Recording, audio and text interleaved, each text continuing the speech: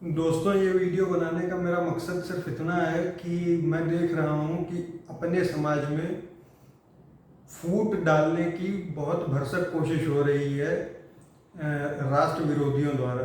किस तरीके से? तरह तरह की खबरें चला करके, जैसे कि प्रधानमंत्री और गृह मंत्री मिलकर के उत्तर प्रदेश के मुख्यमंत्री योगी आदित्यनाथ जी का विकल्प ढूंढ रहे हैं। इससे बड़ा सफेद झूठ तो कुछ हो ही नहीं सकता। इसलिए क्योंकि इन्हीं दोनों के, आप इस चीज़ को लिख के रख लीजिए, सिर्फ इन्हीं दोनों की बैकिंग और इन्हीं दोनों की सपोर्ट से योगी आदित्यनाथ यहाँ पे चीफ मिनिस्टर बने थे। क्यों? इसलिए क्योंकि उत्तर प्रदेश की राजनीति की समझ रखने वाला हर आदमी, छोटा हो बड़ा हो, भाजपा में हो भाजपा के बाहर हो, कोई भी योगी आदित्यनाथ को रत्ती भर तूल देने को तैयार नहीं था। योगी आदित्यनाथ की अपनी खुद की एक धुन है, किसी की नहीं सुनते, और वो सही करते हैं कि वो किसी की नहीं सुनते, क्योंकि उनकी तरीके की पॉलिटिक्स कॉम्प्रोमाइज ना करने की पॉलिटिक्स है, अपनी विचारधारा को पकड़ के चलने वाली पॉलिटिक्स है। तो जब भाजपा जैसी पार्टी, जो कि अपनी विचारधारा से तो वो न्याय करती ही है, लेकिन उसको साथ ही साथ राजनीतिक मजबूरियों का भी सामना करना पड़ता है, क्योंकि भारत जैसे विविध देश में सबसे पहली बात तो ये होती है कि आप सरकार में रहें तब तो आप कुछ कर पाएंगे, और सरकार में रहने के लिए, बने रहने के लिए आपको 100 तरीके के टिकड़म भिड़ाने पड़ते हैं। तो उसमें कई बार विचारधारा को पीछे डालना पड़ता है, त्वरित या कुछ दूर के फायदों को देखते हुए। उसके बाद अगर आप योगी आदित्यनाथ को चीफ मिनिस्टर पद से हटा भी देते हो, या मान लो 2017 के बाद जब भाजपा जीती थी, तो उसके बाद जब चीफ मिनिस्टरशिप की रेस चल रही थी, तो आप योगी आदित्यनाथ की जगह अगर किसी और को भी सीएम बना देते, तो उससे योगी आदित्यनाथ का कद इस प्रदेश में, अन्यथा भाजपा समर्थकों में उनकी पॉपुलैरिटी बिल्कुल कम नहीं होने जाने वाली थी।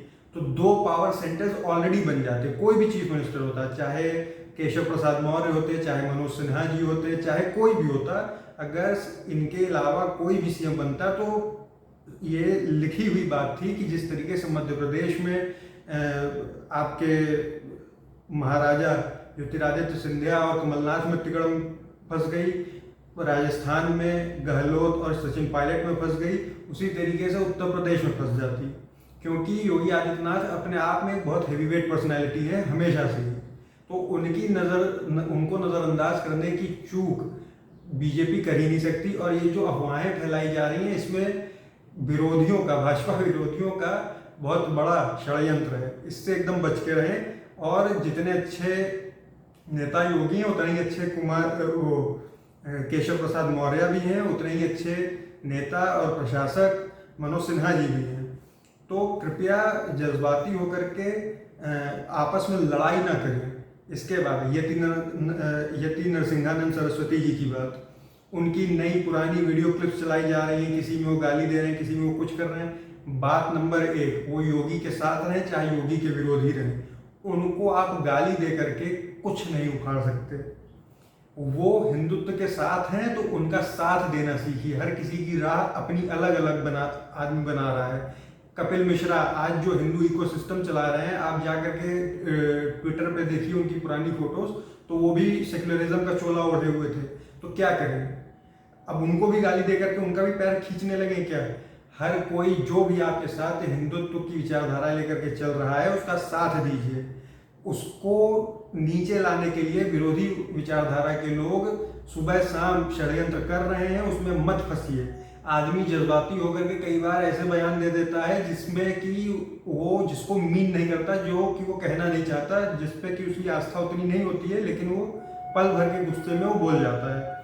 तो इन सब चीज़ों से बचिए, और एकदम आपकी विचारधारा के साथ जिसकी विचारधारा मिल रही हो उसको कंप्लीट बैकिंग दीजिए। इसलिए दीजिए क्योंकि आप देखिए, यहाँ पर यूपी में या कहीं पर भी आप देखिए, एक तबका है सोसाइटी का, मुस्लिम वोट बैंक, ये बड़े ही चुपके से, बड़े ही शांति से, आप देखिए, ये भाजपा के अलावा किसी भी गवर्नमेंट की मुखालफत नहीं करते हैं। किसी भी गवर्नमेंट की मुखालफत ये पूरे देश में कहीं नहीं करते हैं।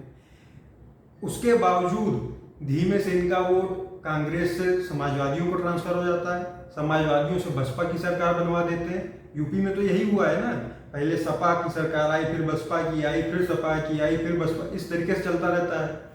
और ये बिना विरोध किए सपा सारी चीजें सही भी करती रहे, मुसलमान वोट बैंक को वो लगातार पोषित करती रहे, उनको अपीजमेंट, उसका तुष्टीकरण करती रहे, उसके बावजूद अगर मुस्लिम समुदाय को ये लगता है कि बसपा जीतने वाली है या बसपा सेकंड बेस्ट पार्टी होने वाली है या बसपा भाजपा को हरा सकती है, तो वो बिना कुछ बोले, बिना कोई विरोध प्रदर्शन किए, बिना सोशल मीडिया पे वो कोई ट्रेंड चलाए, वो सीधे जाकर के लामबंद हो जाती है उस पार्टी के पीछे, बसपा या कोई भी पार्टी हो जो कि भाजपा को हराने की कुव्वत रखती है।